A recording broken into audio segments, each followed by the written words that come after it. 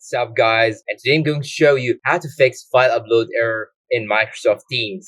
This problem you will face it when your OneDrive account is full. So what you need to do actually is to simply open your OneDrive that is connected to your Microsoft Teams account. Then you should go to My Files right here.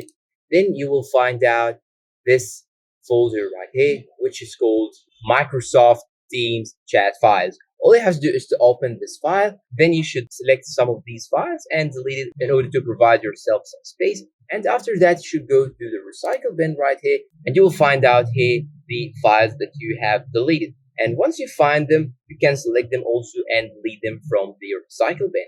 And after that, you can go back, open your Microsoft Teams, and see if the issue is fixed or not. And the issue will be fixed because you have now more space that is enough to upload your files.